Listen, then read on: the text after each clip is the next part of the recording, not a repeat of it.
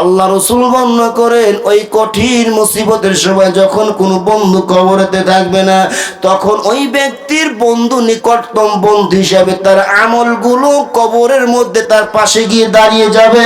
জোরে বলি সুবহানাল্লাহ, একটু জোরে বলি আল্লাহু আকবার। আমার বন্ধুরা,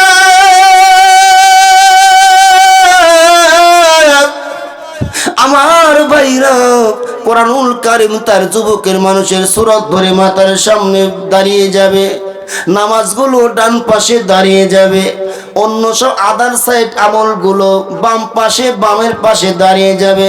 অন্য কিতাবে এসে যে কোরআনুল কারীমের যে মাজলিস, অর্থাৎ এই কবরস্থ সংলগ্ন যে হাফিজ ইতিমখানা মাদ্রাসা করেছেন, যে কোরআন শেখানোর জন্য যে ব্যবস্থা করেছেন, আল্লাহ রাসূল বর্ণনা করেছেন যে ব্যক্তি কোরআনকে মহব্বত করবে, কোরআনকে ভালোবাসবে, কোরআনকে চুম্বু দিবে, কোরআন তেলাওয়াত যে ব্যক্তি করবে, কোরআন তেলাওয়াত করতে করতে ঘুমের ঘরে যাবে, আল্লাহ রাসূল বর্ণনা করেছেন ওই ব্যক্তি কোরআনকে মহব্বত করার কারণে মৃত ব্যক্তি যখন অন্ধকার কবরে যখন চলে যাবে, ওই কোরআন প্রেমিক ব্যক্তির লাশের উপর দিয়ে পাখা মেলে, পাখির মতো পাখা মেলে তার লাশের উপর দিয়ে শুয়ে পড়বে।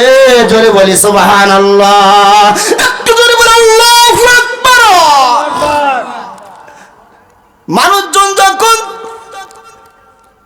চলে আসবে, মাটি যখন চাপ দেওয়ার জন্য প্রস্তুতি গ্রহণ করবে, কোরআনুল কারীম পাখা মেলে, পাখির মতো পাখা মেলে ওই কোরআনের প্রেমিকের শরীরে পড়তে শুয়ে পড়বে, মাটির জবান খুলে যাবে, মাটি বলবে কোরআনুল কারীম তুমি একটু সরো, এক একটি চাপ দিয়ে দেব।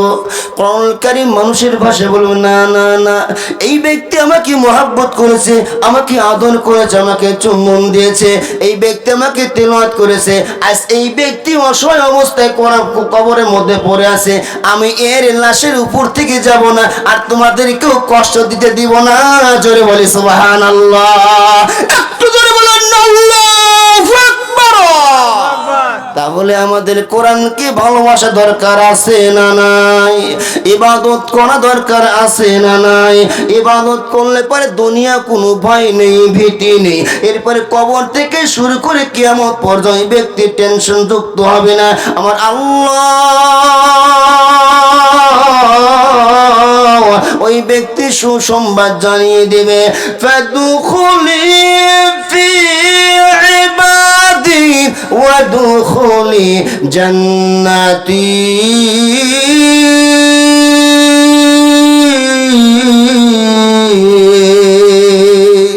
একটু জোরে বলেন আল্লাহু আকবার, অন্তর থেকে বলেন আল্লাহু আকবার। আমার বন্ধুগণ, আমার ভাইরা রে, যে কথাটা আমি বলতে চাচ্ছিলাম, কবরকে সুন্দর মণ্ডিত করতে হলে কবরে যাওয়ার পূর্বে আমাদের আল্লাহর ইবাদত করা দরকার আছে না নাই? আমার আল্লাহ সুবহানাহু ওয়া তাআলা দিয়েছে আমাদের ইবাদতের প্রতিযোগিতা করার জন্য। কে কেমন ইবাদত করে তোমরা অন্ধকার কবরে আসতে পারো, কে কেমন ইবাদত করে তোমরা আমি আল্লাহ সুবহানাহু ওয়া তাআলার কাছে দণ্ডমান হতে পারো। কারণ এই কিয়ামতের ময়দান বংশ থেকে বিচার করা হবে না, চেহারা থেকে বিচার করা হবে না, ওই ব্যক্তির দুনিয়ার ক্ষমতা থেকে বিচার করা হবে না, ওই ব্যক্তি বংশ মর্যাদা থেকে বিচার করা হবে না, শুধুমাত্র কেবলমাত্র আমল থেকে বিচার করা হবে। আমল যদি ভালো হয় ওই ব্যক্তি নাজাত পেয়ে যাবে, আর আমল যদি খারাপ হয় ওই ব্যক্তি দুঃখের কষ্টে সীমা থাকবে না। জোরে বলেন না নাউজুবিল্লাহ। আল্লাহ বললেন নবী গো, ইয়া রাসূলুল্লাহ, হাবিবাল্লাহ, আপনি तमाम বিশ্বের মানুষদেরকে আপনি বলে যান, আল্লাযী, আমি তো সেই আল্লাহ, আল্লাযী খলাকাল মাউতা ওয়াল হায়াতা, যে আল্লাহ আমি মানুষদেরকে আগে মৃত্যুকে সৃষ্টি করেছি, এরপরে মানুষদেরকে আমি আল্লাহ হায়াত সৃষ্টি করেছি, লিয়াবলুয়াকুম আইয়ুকুম আহসানু আমালা। আমি দুনিয়ার মধ্যে এই জন্য ছেড়ে দিয়েছি সৃষ্টি করে পাঠিয়ে দিয়েছি কে কেমন আমল করে আমি আল্লাহ সুবহানাহু ওয়া তাআলা আসতে পারো। যদি আমল যদি ভালো নিয়ে যদি আমি আল্লাহর কাছে দণ্ডমান হতে পারে, মুফাসসির ইকরাম গুণ বর্ণনা করে ইবাদত করনে হলে যখন অন্ধকার কবরে যাবে, ইয়া ইবাদিনা খাউফুন আলাইকুমুল ইয়াউমা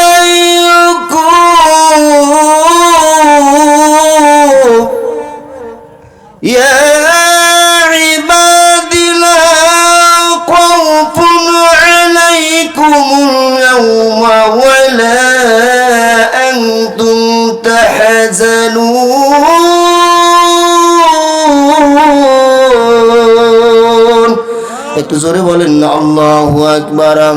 আল্লাহ নবী গো ইয়া রাসূলুল্লাহ ইয়া হাবিবাল্লাহ ইয়া ইবাদিল্লাহ খাফুন আলাইকুমুল ইয়াওমা। ইবাদত করনেওয়ালা ব্যক্তি যখন অন্ধকার কবরের মধ্যে যাবে, আর অন্ধকার কবরে যাওয়ার সঙ্গে সঙ্গে আল্লাহ সুবহানাহু ওয়া তাআলা ডাক দেবেন। মুফাসসির کرام বর্ণনা করেন আল্লাহ ডাক দে ইবাদ, হে আমার ইবাদত করনেওয়ালা ব্যক্তি, এই দুনিয়া তোমার মধ্যে কোনো ভয় ছিল না, ভীতি ছিল না, এখন কবর এসে তুমি চিন্তাগ্রস্ত হইও না। এই কবর থেকে কিয়ামত পর্যন্ত তোমার টেনশন নাই, ভাবনা নাই। আমি আল্লাহ সুবহানাহু ওয়া তাআলা তোমার কবরখানাকে জান্নাতের বাগান বানিয়ে দিলাম। জোরে বলি সুবহানাল্লাহ, একটু জোরে বলি আল্লাহু আকবার। আল্লাহ রাসূল বর্ণনা করেছেন ইবাদত করনেওয়ালা যখন অন্ধকার কবরের মধ্যে যখন চলে যাবে, আত্মস্বজন যখন তাকে কবরের মধ্যে শোয়া যখন উপর দিয়ে পাশের খাবাসে ফিরে দিবে, আল্লাহ রাসূল বর্ণনা করেন বাঁশের খাবাসে ফিরে দেওয়ার পরে 3 মুষ্টি মাটি যখন নিজের কলেজার টুকরা সন্তান যখন 3 মুষ্টি মাটি যখন বাবার কবর দিয়ে মিনহা খলাকনাকুম ওয়া ফিহা নুইদুকুম ওয়া মিনহা নুখরিজুকুম তারাতান উখরা, নিজের কলেজার টুকরা সন্তান যখন বাবার কবরে 3 মুষ্টি মাটি দিয়ে চোখ বুঝতে বুঝতে এক পা দু পা করতে করতে বাড়ির দিকে যখন রওনা করে, সন্তানের পিছে পিছে আত্মীয়স্বজন গ্রামবাসীরা 3 মুষ্টি মাটি যখন এক পা দু পা করতে করতে চলে আসে, এ বন্ধু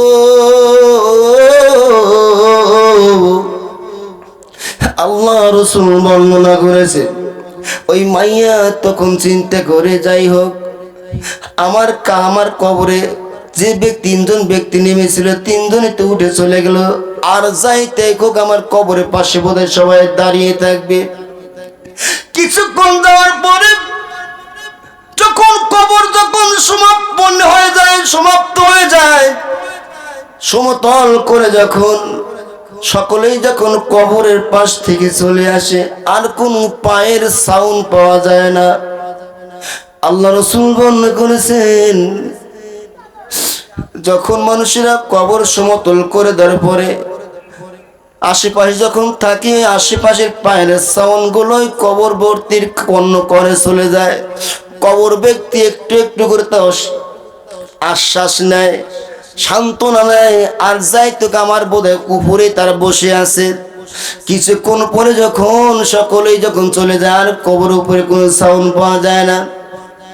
ওই কবরস্থ ব্যক্তি কাঁদতে থাকে, আমার ছেলে, আমার মেয়েরা, আমার বন্ধু বান্ধবরা, আমি তো ভেবেছিলাম তোমরা আমাকে আমার সঙ্গে কবরেতে থাকবা না।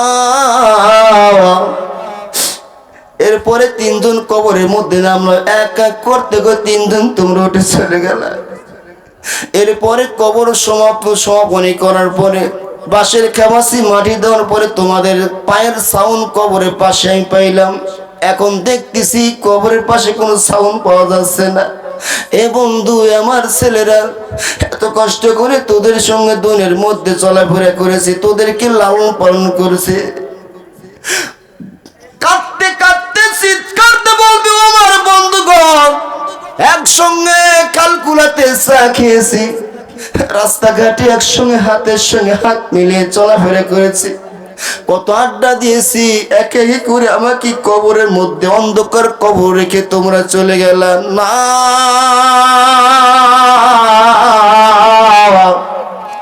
এত বড় স্বার্থপর তখন হয়ে গেল, যেখানে সাথী নাই, বাতি নাই, একটা খেতে, একটা কম্বল নাই, একটা ল্যাপ নাই, শুধু মাটি আর মাটি, উপরে মাটি, নিচে মাটি, ডানে মাটি, বয় মাটি, কেউ নাই, একটা বাতিও তো আমার কাছে কেউ দাও নাই। বুঝতে পারলাম দুনিয়া শুধু মরজিকা, বন্ধু বান্ধব আমাকে পর করে তোমরা সকলে সইলা গেলা। আল্লাহ রাসূল বর্ণনা করেন ওই কঠিন মুসিবতের সময় যখন কোনো বন্ধু কবরেতে থাকবে না, তখন ওই ব্যক্তির বন্ধু নিকটতম বন্ধু হিসাবে তার আমলগুলো কবরের মধ্যে তার পাশে গিয়ে দাঁড়িয়ে যাবে। জোরে বলি সুবহানাল্লাহ, একটু জোরে বলি আল্লাহু আকবার। আমার বন্ধুরা,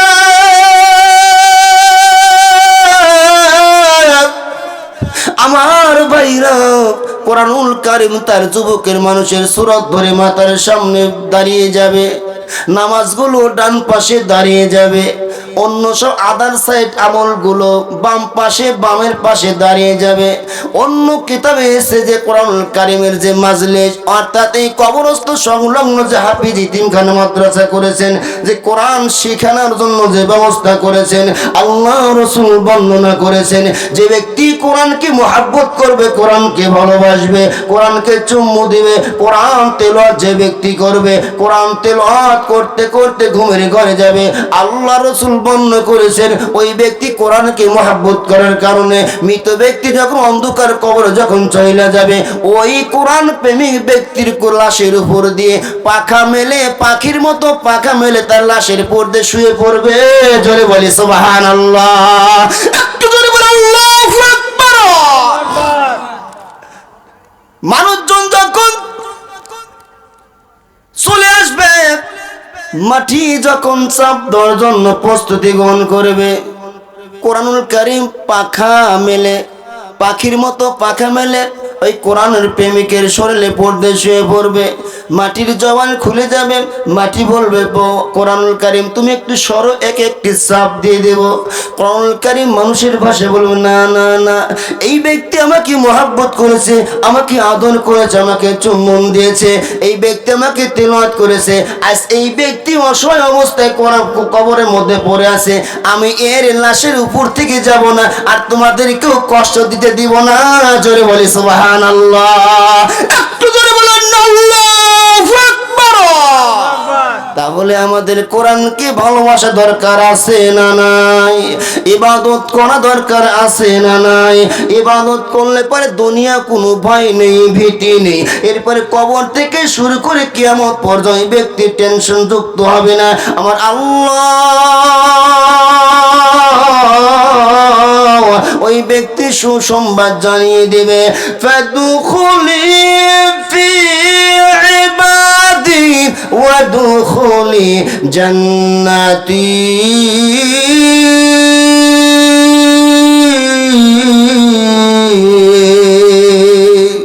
একটু জোরে বলেন আল্লাহু আকবার, অন্তর থেকে বলেন আল্লাহু আকবার। আমার বন্ধুগণ, আমার ভাইরা রে, যে কথাটা আমি বলতে চাচ্ছিলাম, কবরকে সুন্দর মণ্ডিত করতে হলে কবরে যাওয়ার পূর্বে আমাদের আল্লাহর ইবাদত করা দরকার আছে না নাই? আমার আল্লাহ সুবহানাহু ওয়া তাআলা দিয়েছে আমাদের ইবাদতের প্রতিযোগিতা করার জন্য। কে কেমন ইবাদত করে তোমরা অন্ধকার কবরে আসতে পারো, কে কেমন ইবাদত করে তোমরা আমি আল্লাহ সুবহানাহু ওয়া তাআলার কাছে দণ্ডমান হতে পারো। কারণ এই কিয়ামতের ময়দান বংশ থেকে বিচার করা হবে না, চেহারা দেখে বিচার করা হবে না, ওই ব্যক্তির দুনিয়ার ক্ষমতা দেখে বিচার করা হবে না, ওই ব্যক্তি বংশ মর্যাদা দেখে বিচার করা হবে না, শুধুমাত্র কেবলমাত্র আমল দেখে বিচার করা হবে। আমল যদি ভালো হয় ওই ব্যক্তি নাজাত পেয়ে যাবে, আর আমল যদি খারাপ হয় ওই ব্যক্তি দুঃখের কষ্টে সীমা থাকবে না। জোরে বলেন না নাউযুবিল্লাহ। কবর ওই ব্যক্তিকে এমন জোরে শক্তভাবে চাপ দিবে, রাসূল বর্ণনা করেছেন ডান পাশের হাড়গুলো বাম পাশের হাড়ের মধ্যে মটমট মটমট করে ঢুকে যাবে, বাম পাশের হাড়গুলো ডান পাশের হাড়ের মধ্যে মটমট করে ঢুকে যাবে।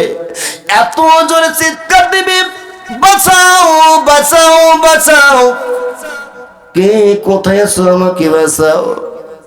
আল্লাহ রাসূল বর্ণনা করেছেন এই চিৎকার কোনো দুনিয়ার কোনো মানুষ শুনতে পারে না। একটা জাহান্নামী ব্যক্তির আযাবের চিৎকার যদি দুনিয়ার মধ্যে ছেড়ে দেওয়া হতো, প্রকাশিত করা হতো, একটা চিৎকারে মাগরিব থেকে মাসরিক পর্যন্ত, জুনুব থেকে অমপুত পর্যন্ত আমার আল্লাহ সুবহানাহু ওয়া তাআলা সমস্ত মাখলুকাতের কানগুলো নষ্ট হয়ে যাইতো। জোরে বলে নাউজুবিল্লাহ।